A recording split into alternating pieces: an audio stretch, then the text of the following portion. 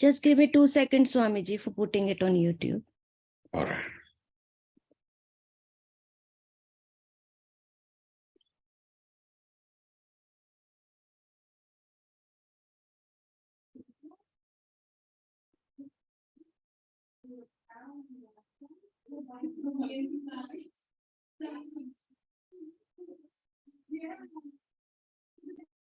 हो गया?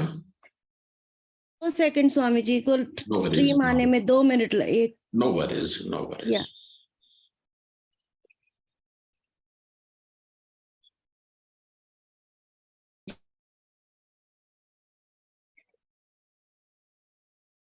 ॐ यो ब्रह्माणं विदधाति पूर्वं यो वै वेदांश्च प्रहिणोति तस्मै तं ह देवमात्म बुद्धिप्रकाशम् मुमुक्षुर्वै शरणमहं प्रपद्ये। ओम शांत शांत शांति। ओम नमो ब्रह्मादिभ्यो ब्रह्म विद्या संप्रदाय कर्तृभ्यो वंश ऋषिभ्यो महद्भ्यो नमो गुरुभ्यः। सर्वोपप्लवरहितः प्रज्ञानघनः प्रत्यगर्थो ब्रह्मैवाहमस्मि ब्रह्मैवाहमस्मि।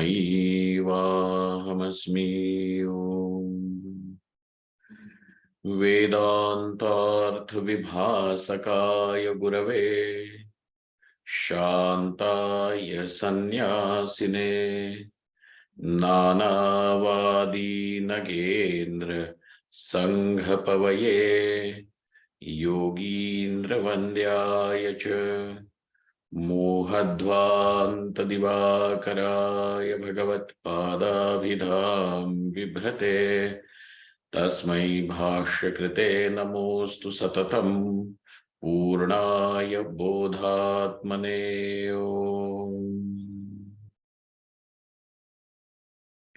महादेव महादेव। नूतन वर्षाभिनंदन। काल की गणना अनेक प्रकार से की गई है। कहीं चंद्रमूलक काल की गणना है तो कहीं सूर्य मूलक काल की गणना है। काल को कितना भी गिनते जाए, व्यावहारिक रूप से तो हम काल की कुछ गणना कर सकते हैं, परंतु अनंत अनंत बीता हुआ काल और अनंत तक फैला हुआ भविष्यत काल, इनमें आप कहाँ कौन से स्थान पर कौन से बिंदु को मानोगे कि यही सच्चा है, यहां से काल की गणना होगी। जितनी भी काल की गिनती है वो तो केवल हमारा एक व्यवहार का निर्वाह करने के लिए एक युक्ति मात्र है। और वर्तमान काल सत्य इसीलिए है क्योंकि वर्तमान में मैं वर्तमान हूं। जहां अपना होना है वही सत्य है। काल को भी सत्य, क्योंकि भूत जो है वो स्वप्न है, भविष्य जो है वह कल्पना है। स्वप्न और कल्पना में क्या अंतर है? काल के दो अंग तो बिल्कुल वैसे ही हैं जैसे स्वप्न अथवा कल्पना के।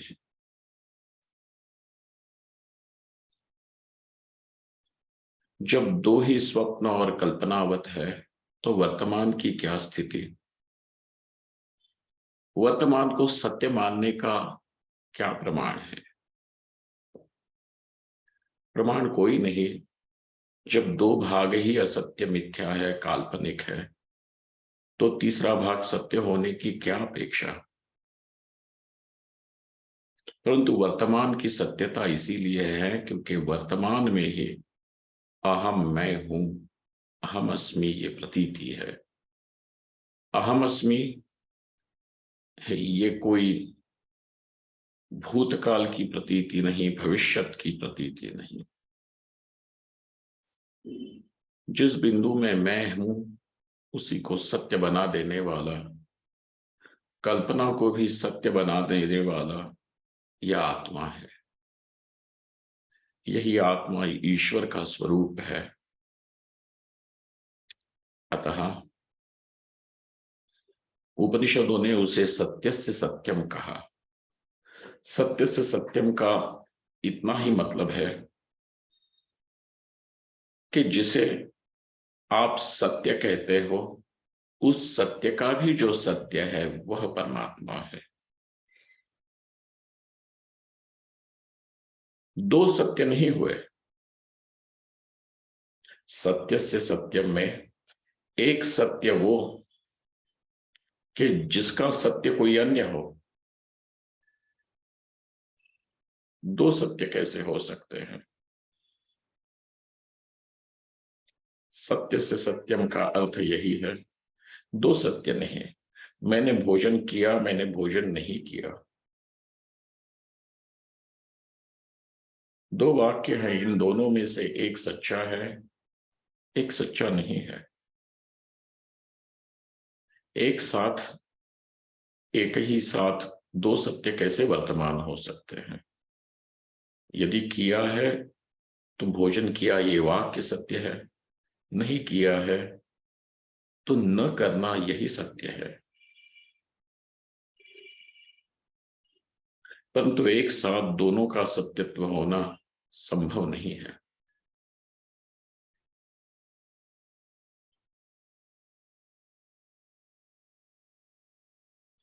इसलिए दो सत्यों की संभावना तो नहीं हो सकती। तो उपनिषद ने क्यों यूं कहा कि सत्य से सत्यम। परमात्मा की पहचान करा देने के लिए कहा सत्य से सत्यम, क्योंकि एक सत्य वो है कि जो आपने पहले से ही ग्रहण कर चुके हो, जिसे आप सत्य रूप से पहले ही मान चुके हो, गृहीत है।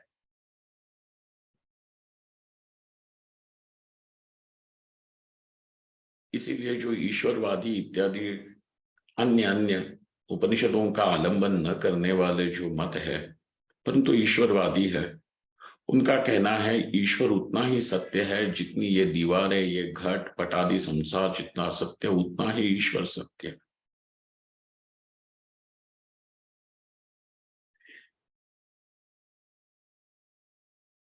जो निरीश्वरवादी है, अनीश्वरवादी है,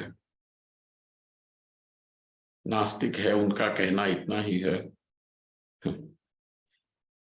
जगत तो सत्य है क्योंकि इसे छू सकते हैं, देख सकते हैं, इसके साथ व्यवहार कर सकते हैं, किंतु ईश्वर तो तुम्हारी निरी कल्पना है। कल्पना भले तुम्हें बड़ी अच्छी लगे, परंतु है तो कल्पना ही ना। एक प्यारी कल्पना को तुमने सत्य मान लिया है। इसलिए निरीश्वरवादियों का कहना है कि ईश्वर कल्पना मात्र है।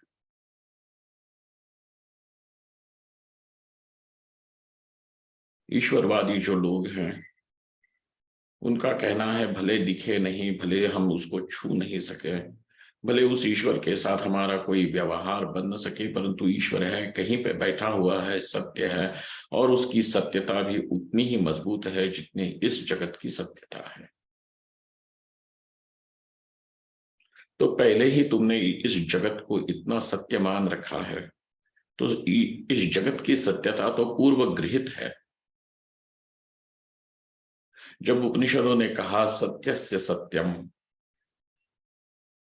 तब बात यह निकली कि जिसको तुम सत्य मान रहे हो उसको भी जो सच्चा बना रहा है वह परमात्मा है। घड़ा है घड़ा दिखता है, घड़े को छू सकते हो, उठा सकते हो, पटक सकते हो, घड़े के साथ व्यवहार कर सकते हो, देखने का व्यवहार हो रहा है, छूने का व्यवहार हो सकता है, लेन देन का व्यवहार हो सकता है, पानी भरना, पानी उससे निकाल देना, सारे व्यवहार घड़े से हो सकते हैं। लेकिन घड़े की सच्चाई यह है कि घड़ा एक नाम, एक रूप, एक विशिष्ट आकार और उसका एक विशिष्ट कार्य घड़े का कार्य है। It has got a function, एक कार्य है। तभी संभव है जब मिट्टी है। यदि वहां मृत्तिका न रहे तो ना ही घड़े का नाम है, ना ही घड़े की कोई अस्तित्व की संभावना है।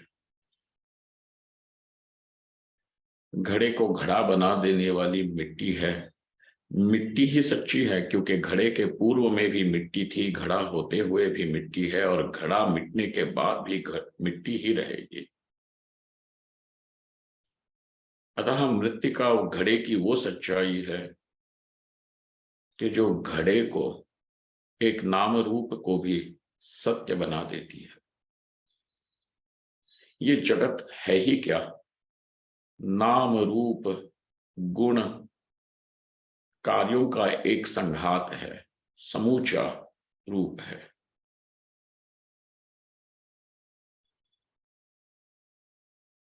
जिस प्रकार घड़ा एक नाम, एक रूप, एक आकार, उसका कोई विशिष्ट कार्य, उसी प्रकार स्त्री, पुरुष, बालक, युवा, ये सारा जगत, कहीं कीट पतंग, कहीं पे पशु पक्षी, पहाड़, नदियां, सागर, ग्रह, नक्षत्र, तारे,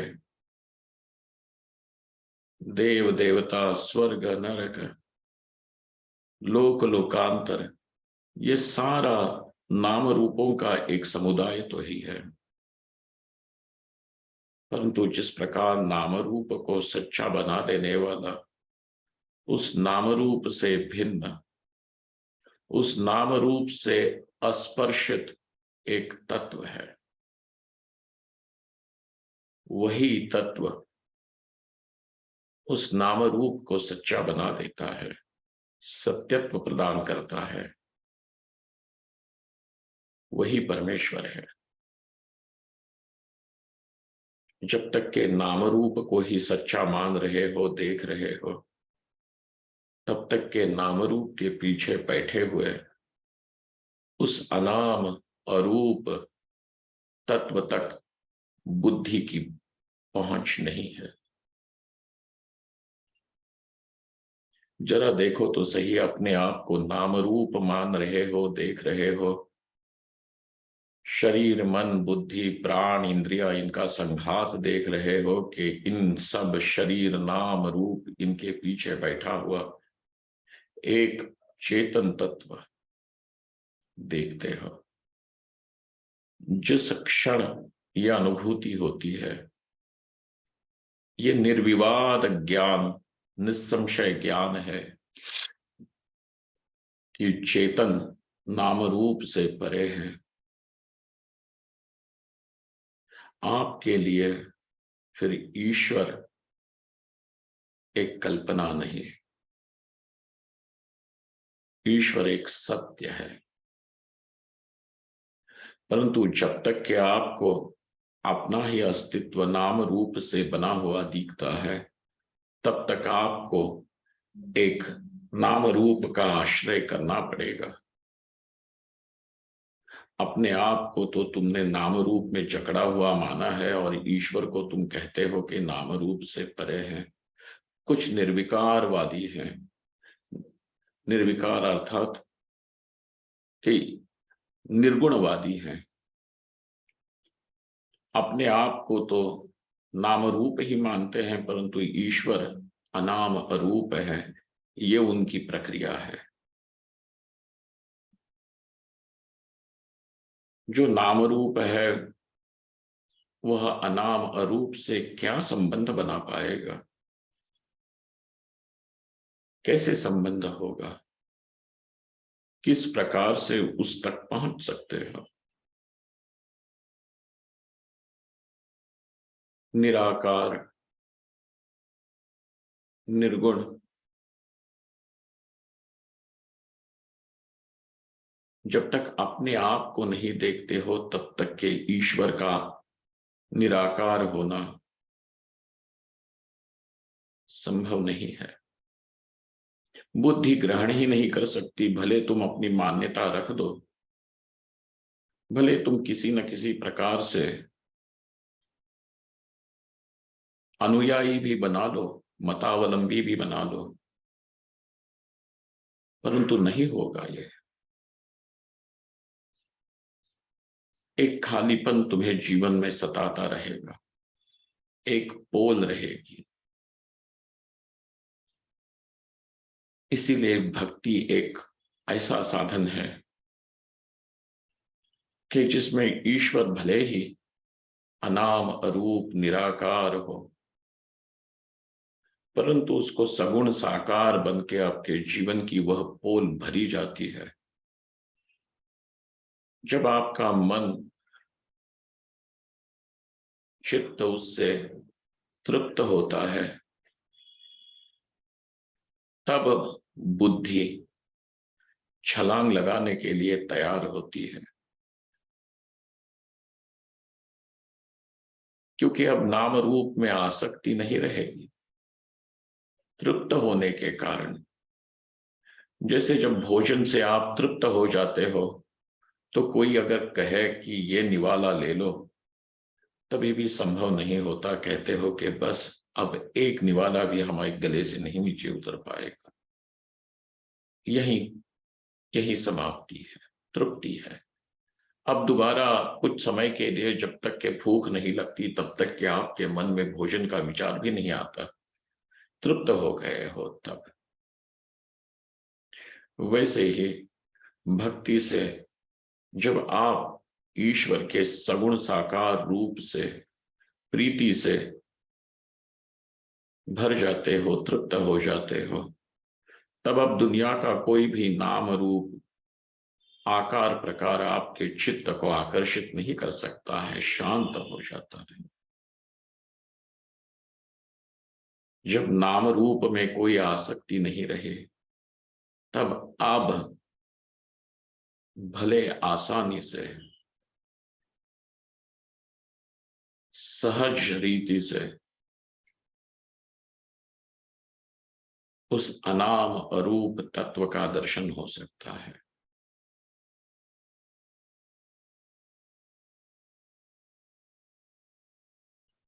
पहले से ही तृप्त बुद्धि अब अनंत तृप्ति से ही भर जाती है।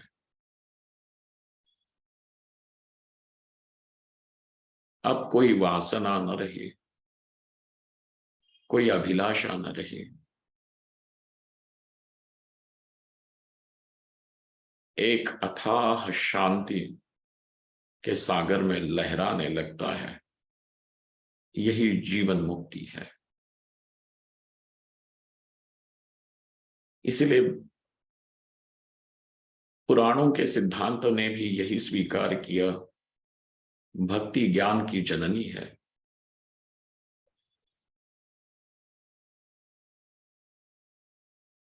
जब तक के सगुण साकार के भक्ति से चित्त शांत तृप्त न हो, तब तक के निर्गुण निराकार की चर्चा बुद्धि का बहलाना ही होगा। इसलिए भक्ति की आवश्यकता है। संबंध बना लो। जब तक के ये लगता है, दिखता है कि दुनिया हमें उद्वेलित करती है, उद्वेगित करती है, देखो तो सही हमारी शिकायतें क्या हैं। कोई पत्नी की शिकायत कर रहा है, कोई पति की शिकायत कर रहा है, कोई सास ससुर की शिकायत कर रहा है, कोई माँ बाप की शिकायत कर रहा है, कोई पड़ोसी की शिकायत कर रहा है, कोई बच्चों की शिकायत कर रहा है। शिकायतें ही शिकायतें हैं। उद्वेग है, और इस सारे उद्वेग के मूल में आपको नाम रूप का हाथ दिखता है कि नहीं? पति एक नाम रूप, पत्नी एक नाम रूप, पड़ोसी एक नाम रूप, माँ बाप एक नाम रूप, सास ससुर एक नाम रूप। देखो तो सही, उद्वेग में बैठा हुआ क्या दिख रहा है?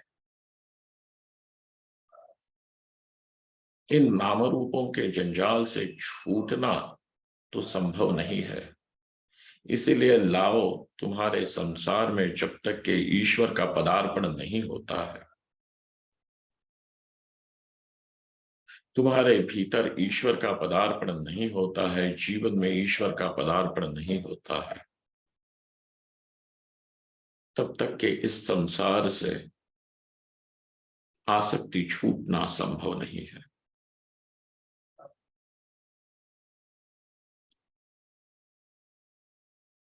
कुछ लोग मरकट वैराग्य अथवा श्मशान वैराग्य का दृष्टांत दे देते हैं। मरकट होता है बंदर। बंदर में कोई स्थैर्य नहीं है, क्षण भर के लिए भी नहीं। शायद जब बंदर सोता हो तभी स्थैर्य होगा, नहीं तो बंदर की आंखें चलती है, हाथ चलता है, पूंछ चलती है, कुछ ना कुछ मरकट चेष्टाएं चलती ही रहती है। अस्थिर। वैसे ही वैराग्य है, किसी को धोखा हुआ, किसी के पैसे चले गए, किसी को जीवन में कुछ हानि हो गई, किसी की मृत्यु हो गई, किसी ने अपमानित कर दिया, किसी ने तिरस्कृत कर दिया, तब कुछ पलों के लिए लगता है हाँ ये संसार नहीं चाहिए।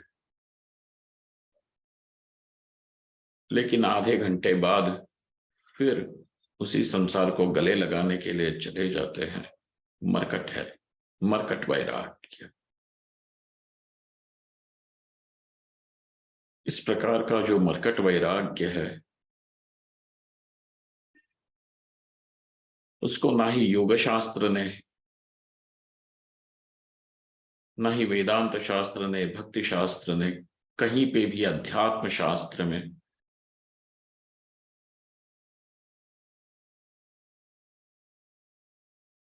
ऐसे मरकट श्मशान वैराग्य की प्रशंसा की हुई मिलती है।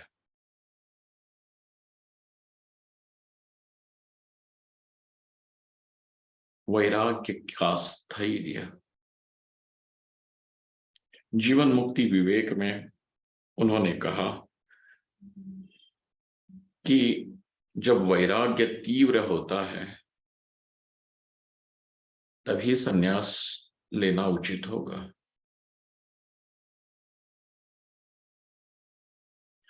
जब वैराग्य तीव्रतर होता है तो परमहंस संन्यास है।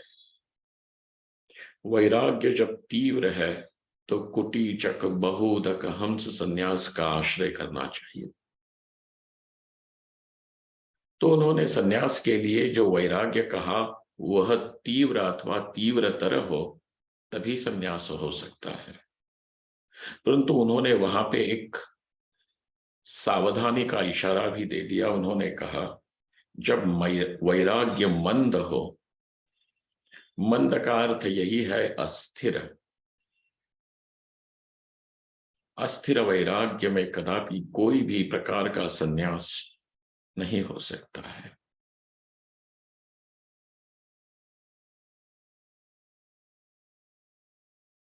इसीलिए लाइए, ईश्वर को जीवन में लाइए, सगुण साकार रूप में, राम कृष्ण शंकर दुर्गा किसी भी रूप में लाइए, परंतु लाइए ईश्वर को भीतर लाइए।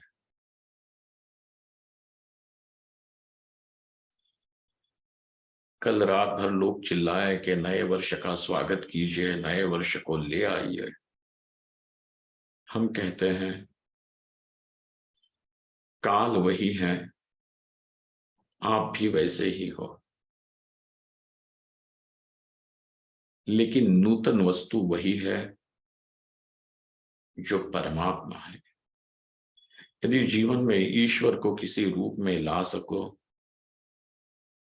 तभी वह क्रांति होगी, तब वह उत्क्रांति होगी।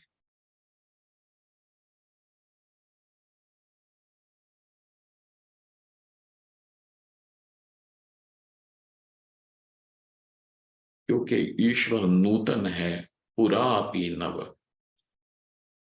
ईश्वर को पुराण कहा, पुराण पुरुष कहते हैं।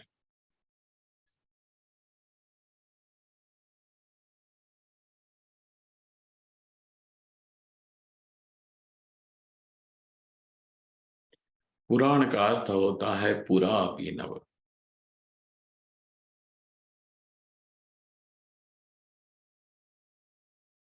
भगवान शंकर का एक नाम है सद्योजात,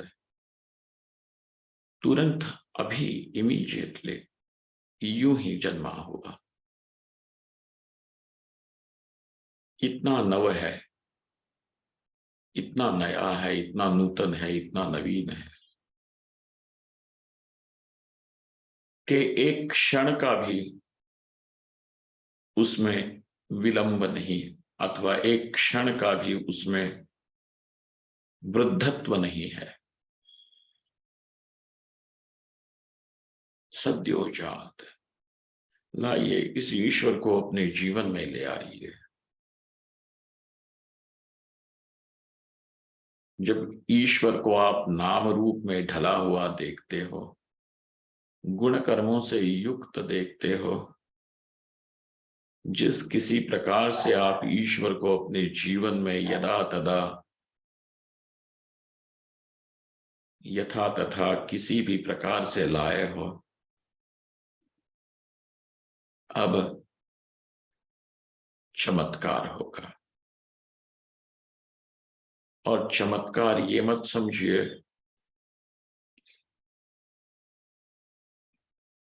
कि आपको बुखार आया और बुखार तुरंत चला गया। यही पेट में दर्द हो रहा था और दर्द रुक गया, पैसे नहीं थे और पैसे आ गए। चमत्कार ये नहीं, चमत्कार यही होगा कि सारी दुनिया, चमत्कार का अर्थ यही है कि जो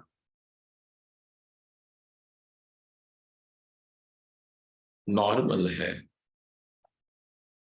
उससे कुछ भिन्न हो जाना, यही चमत्कृति होगी ना।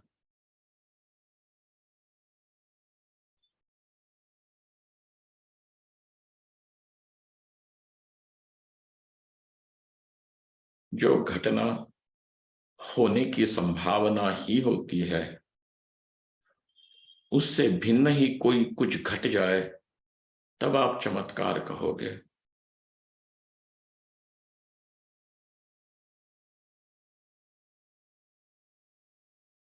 भुना हुआ बीज है, अब उसमें कोई संभावना नहीं है कि वो अंकुरित होगा, किंतु आप उसी को चमत्कार कहोगे कि भुने हुए बीज में से भी अंकुर निकल आया। आप देखिएगा कि नॉर्मल सी की रेंज, ये सारी दुनिया जो है, किस प्रकार कोई धन में, कोई पुत्र में, कोई स्त्री में, कोई पद प्रतिष्ठा में अनुरक्त है।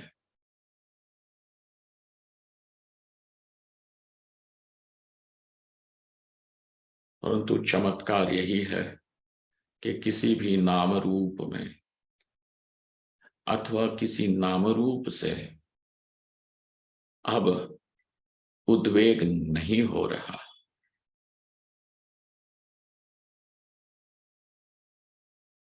सारे नाम रूप और जो उद्वेग, जिसकी न्यूसेंस वैल्यू ही चली गई, मान लो अब उसमें वैल्यू ही नहीं रही, इट बिकम्स इनसिग्निफिकेंट।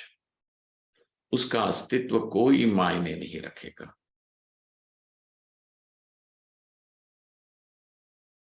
ईश्वर एक, इसीलिए मीरा के जीवन की ये बात देखे, सारी दुनिया मीरा के विरुद्ध खड़ी हो गई।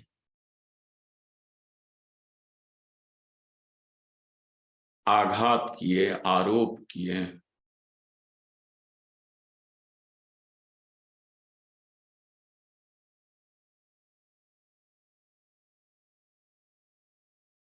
लोकापवाद हुआ कि उस समय ये स्त्री किस प्रकार आम जनता में राजस्त्री होकर के भी नाचती है, गाती है।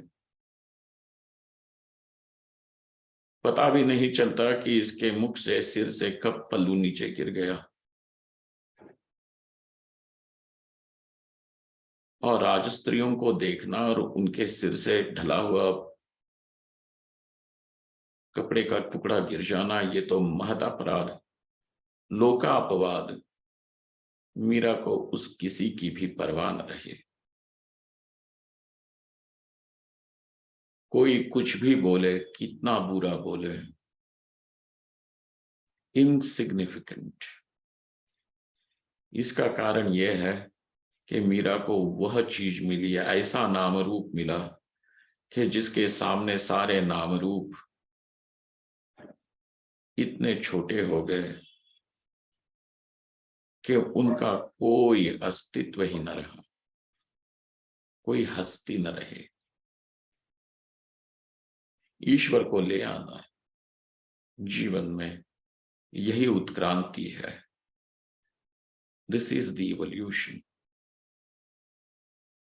और उस ईश्वर को अपने जीवन में किसी नाम रूप में ही ले आना, सगुण साकार के रूप में ले आना, ये भक्ति का रूप, भक्ति की देन है। अतः उन्होंने कहा कि इस भक्ति के साधनों की कुछ चर्चा करते हैं। कुछ बातें तो पूर्व सूत्र में ही ध्वनित हो गई। पूर्व सूत्र में उन्होंने कहा, देवर्षि नारद ने कहा, ईश्वर का कुछ प्रिय है और ईश्वर के लिए कुछ द्वेषास्पद है। परंतु क्योंकि ये बात नारद जी की यदि सूत्रतः शब्दतः ये आप उठा लोगे तो उलझन में पड़ोगे।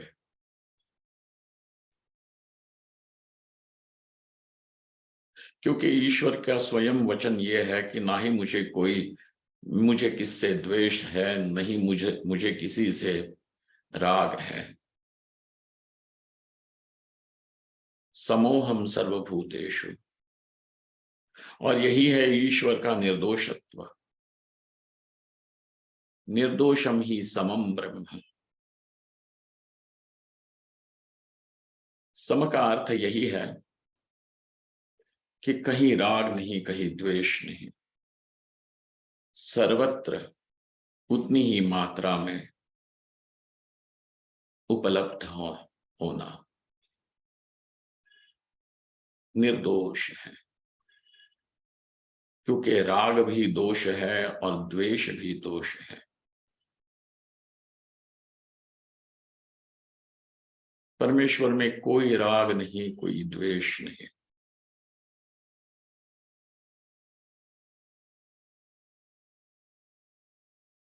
कि बिच्छू में विष है, इसीलिए मैं बिच्छू में कुछ कम हूं, और तितली बड़ी सुंदर होती है इसीलिए मैं तितली में कुछ ज्यादा हूं।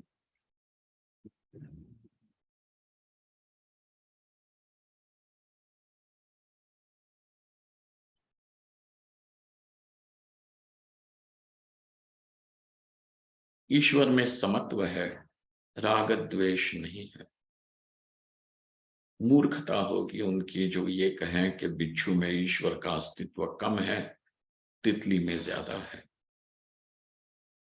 तितली बड़ी प्यारी है, सुंदर है, निरीह है। तितली से भय भी नहीं लगता, तितली से आह्लाद होता है। बिच्छू से भय भी है, दुख भी है। इसलिए वहां ईश्वर की मात्रा कम है, ना चाहिए। ईश्वर को ना ही बिच्छू से द्वेष है, ना ही तितली से प्रेम है। मिट्टी को ना ही सकोरे से प्रेम है, ना ही घड़े से द्वेष है। क्या ये कह सकते हो कि सुवर्ण जो है उसको पायजेब से द्वेष होगा और मुकुट से प्रेम होगा? मुकुट में रहने वाला स्वर्ण भी उतना ही स्वर्ण है जितना पायजेब में रहने वाला स्वर्ण होगा। सुवर्णत्व में कोई कमी नहीं, कोई भेसी नहीं। ईश्वर सम है इसलिए निर्दोष है। राग द्वेष नहीं है इसीलिए सम है, इसलिए निर्दोष है। किंतु नारद जी के वचन यदि शब्दतः आप उठा लो तो आपको लगेगा कि ये क्या बात है। दैन्य प्रियत्वाच्च अभिमान द्वेषित्वाच्च। नारद जी कहते हैं कि ईश्वर की तरफ से बोल रहे हैं कि ईश्वर को कुछ प्रिय है, कुछ अप्रिय है, इतना अप्रिय कि द्वेष है।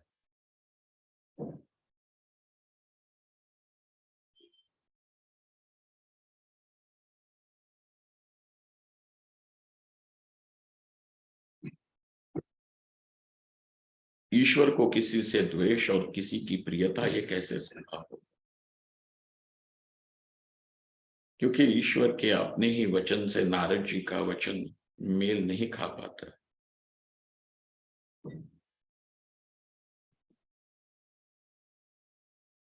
अब बात आती है कि आप क्या कह रहे हो कि ईश्वर को किससे प्रेम, किससे द्वेष है? दैन्य प्रियत्व है, दीनता। दीनता का कुछ अर्थ ये भी लगा लो, लाचारी। आप देखो तो सही कि हम इस दुनिया में कितना दैन्य है, कितनी लाचारी है। कोई स्त्री के पीछे, कोई पुरुष के पीछे, कोई पैसे के पीछे, कोई पद प्रतिष्ठा के पीछे दुम हिलाता घूमता ही रहता है। सारी दुनिया दैन्य से भरी हुई है।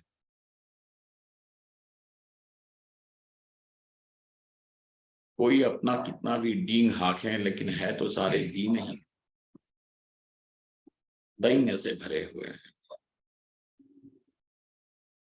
तुम्हें तब शर्म नहीं आती कि जब तुम इन चीजों के पीछे दीन होकर के, भिखारी होकर के घूमते हो, और जब ईश्वर के सामने दैन्य की बात आती है तो तुम्हें उसमें अपमानित होने का अनुभव होता है।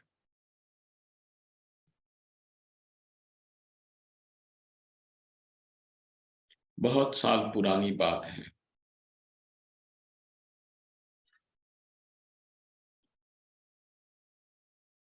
वासुदेव शास्त्री व्यास जी से मिलने के लिए मैं गया था।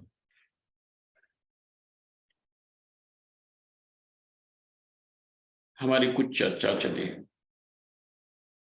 पहले से ही मैं वेदांत का पक्षधर हूं।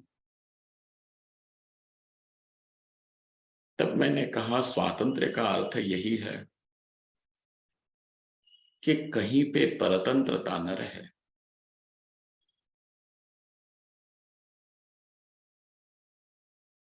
लेकिन भक्ति में तो परतंत्रता है।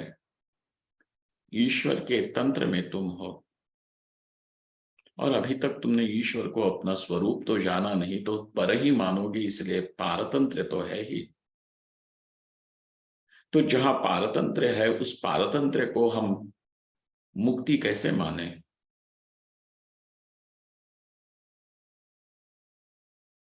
व्यास जी ने बहुत सुंदर बात कही,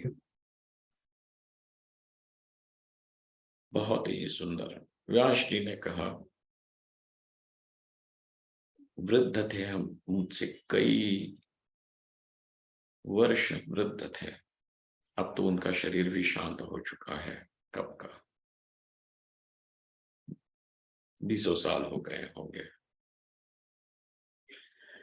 व्यास जी ने कहा कि हमारे लिए ईश्वर के पारतंत्र में रहना ही परम स्वातंत्र्य है।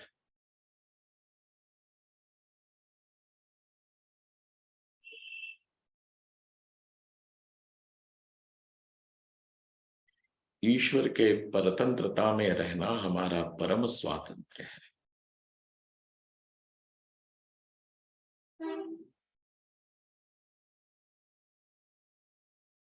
यदि तुम अपनी दीनता, दैन्य ईश्वर के सामने प्रकट करते हो तो एक बात निश्चित है कि इस दुनिया के सामने दोबारा कभी लाचार न होना पड़ेगा। ईश्वर के पारतंत्र ने तुम्हें स्वतंत्र कर दिया दुनिया के लाचारी से।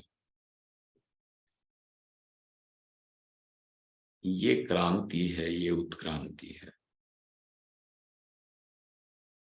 दैन्य प्रियत्वाच, अभिमान द्वेषित्वाच। ईश्वर को द्वेष किससे है तो कहा अभिमान से है। अभिमान से द्वेष, ईश्वर को द्वेष हो ही कैसे सकता है। देखिएगा, ईश्वर को भले ही द्वेष न हो, स्वरूपतः ईश्वर को कोई द्वेष नहीं है, किंतु आपके और ईश्वर के बीच में कोई पर्दा बन करके, कोई दीवार बन करके खड़ा है तो वो अभिमान होगा।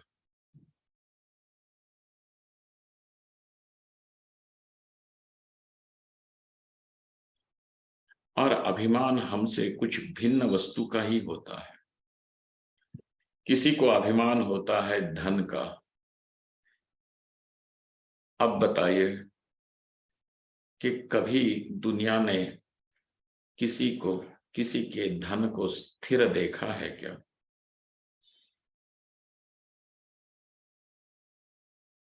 एक वेग ऐसे आता है कि राजा भी रंक हो जाता है। राजा हरिश्चंद्र भी रंक हो गया। राजा दशरथ चक्रवर्ती राजा है, किंतु इतना दैन्य, इतना दैन्य कि बस कोई सीता, राम, लक्ष्मण को वापस ले आए।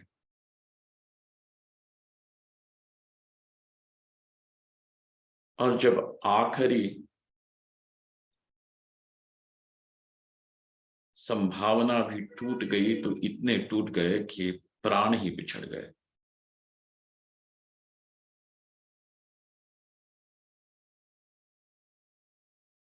अपने से जो भिन्न हो उसका अपने से बिछड़ना निश्चित है।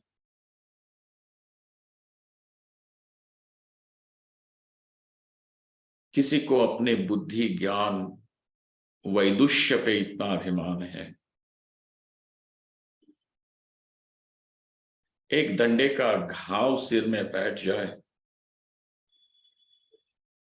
तो 20 साल पढ़ाई की हुई सारी किताबें वहीं पे भूल जाओगे, अपना नाम तक भूल जाओगे। अमनेसिया, विस्मृत हो जाएगा सब। उसका अभिमान।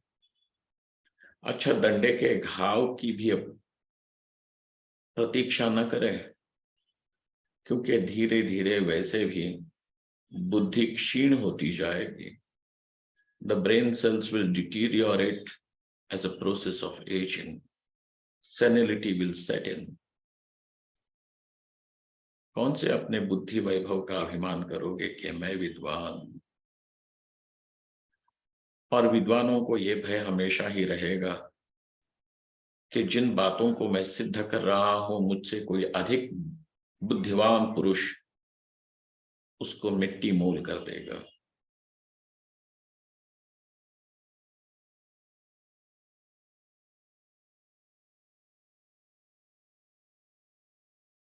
इसको अपने सौंदर्य पे गर्व है, अभिमान है। बीमार पड़ जाओ तो देखो क्या हो जाएगा। दीर्घ काल की रुग्ण अवस्था आपके शरीर के सौंदर्य को क्या कर देगी। और जैसे जैसे वृद्धावस्था आएगी तो उस सौंदर्य का भी क्या कहना, सिकुड़ जाएगा, निकल जाएगा। भले लोग कहते रहे कि अभी भी सुंदर दिखते हो, लेकिन कमनीय न रहे।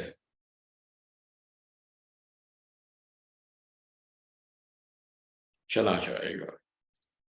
अभिमान अपने से भिन्न वस्तु का होता है और अपने से जो भिन्न है उसका अपने से बिछड़ना निश्चित है।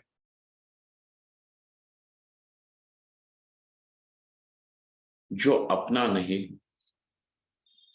जो मैं नहीं, उसको मैं मानना मूर्खता है। इस मूर्खता का ही नाम अभिमान है। और इस मूर्खता को इतना गले लगाए बैठे हो कि वही मूर्खता ईश्वर और तुम्हारे बीच में, प्रिया और प्रीतम के बीच में दीवार बन बैठी है, पर्दा बन बैठी है।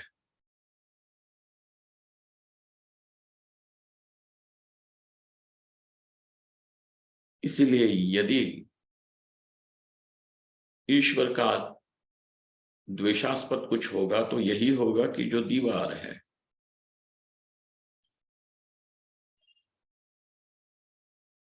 ईश्वर का कोई व्यक्ति विशेष प्रिय और द्वेष्य नहीं होता। उन्होंने कहा दैन्य प्रिय है और अभिमान द्वेष्य है।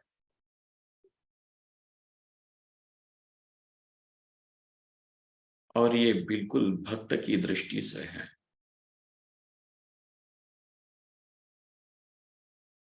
भक्त की दृष्टि में यही लगेगा कि जो ईश्वर और मुझ में बंधन बन बैठा है अथवा कोई दीवार बन बैठा है,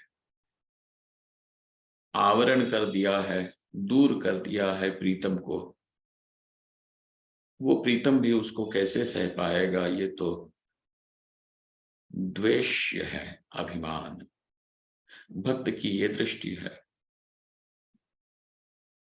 परमेश्वर की दृष्टि यही है कि ना ही कुछ द्वेष्य है ना ही कुछ प्रिय है, क्योंकि मेरे सिवा यहां और कुछ है ही नहीं।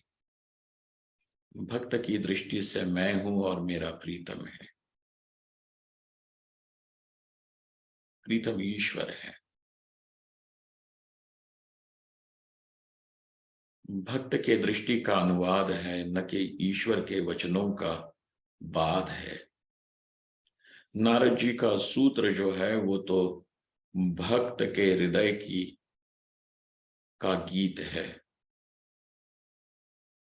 भक्त तो यही कहेगा कि ईश्वर को दैन्य प्रिय है और अभिमान अप्रिय है। ईश्वर के दृष्टि से सब सम है। समोहम सर्वभूतेषु, न मुझे कोई द्वेष है न कोई प्रिय है। परंतु ईश्वर का प्राकट्य, ईश्वर का अस्तित्व, ईश्वर की मौजूदगी, पल पल स्मरण होना, घड़ी घड़ी ईश्वर का ही स्मरण होना, ये जो उत्कटता से ईश्वर का प्राकट्य आपके जीवन में होगा, और जितनी उत्कटता से प्रकट होगा उतनी ही उत्कटता से आपके जीवन में रहने वाली लाचारी, दैन्य नष्ट होगा।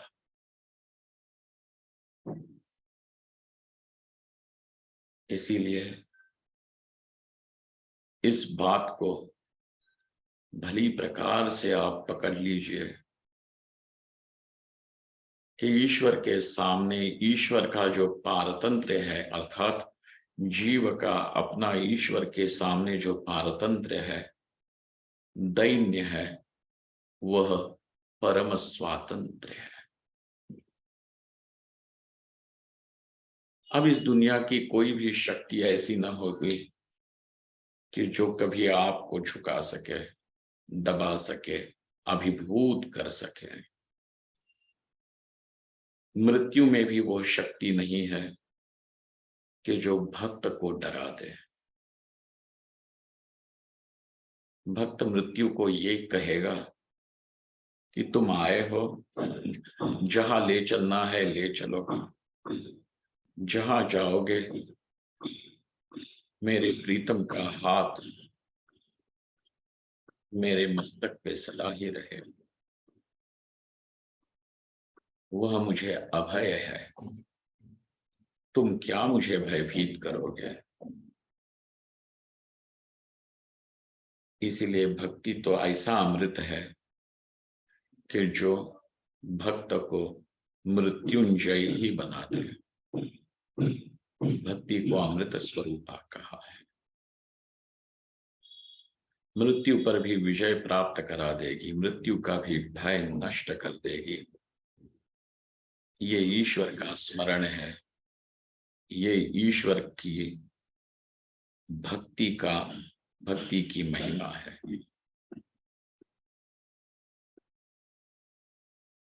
ये इस नूतन वर्ष में संकल्प यही करें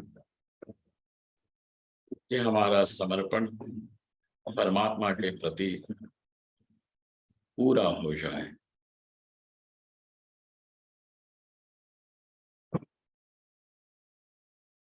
इस वर्ष में हो, इस जीवन में हो, अथवा हजारों जीवन लगे, लेकिन परमेश्वर से यही प्रार्थना करें कि प्रभु सदा सदा के लिए तुम्हारे चरणों का अनुराग मेरे हृदय में बना रहे।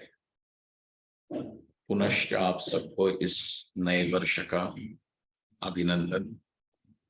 ओम पूर्णमदः पूर्णमिदं पूर्णात् पूर्णमुदच्यते पूर्णस्य पूर्णमादाय पूर्णमेवावशिष्यते। ओम शांति शांति शांति। शंकरं शंकराचार्यं केशवं बादरायण सूत्र भाष्य कृतौ वंदे भगवन्तौ पुनः पुनः। ईश्वरो गुरुरात्मेति मूर्ति भेद विभागिने व्योमवद्व्याप्त देहाय दक्षिणामूर्तये नमः। Om Mahadev. Thank you all.